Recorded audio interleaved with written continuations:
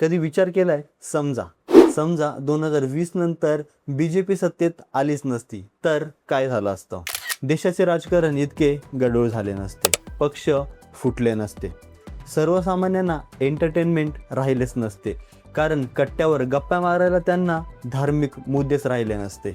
हिंदू खतरे में हे हा नारा ऐकायलाच मिळाला नसता. ना हिंदू मुस्लिम वाद, ना कुठल्या चित्रपटावर बॅन.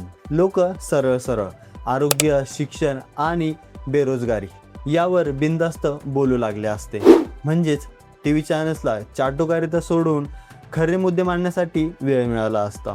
जर 2020 नंतर BJP नसती तर ED आणि CBIला इतर कामे करता आली असती.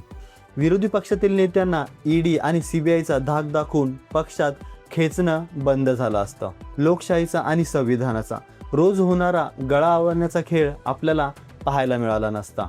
महागाई, बेरोजगारी, पेपर लीक आणि खरे समाजसुधारक, त्याचबरोबर निसर्गप्रेमी यांना देशद्रोही ठरवण्याची सोयच झाली नसती. याच सोबत असे खूप सारे मुद्दे आहेत जे या एका शॉर्टमध्ये मांडणे शक्य नाही. तुम्हाला काय वाटतं? तुम्ही तुमचे मुद्दे, तुमचे मत आम्हाला कमेंट बॉक्समध्ये जरूर कळवा. धन्यवाद.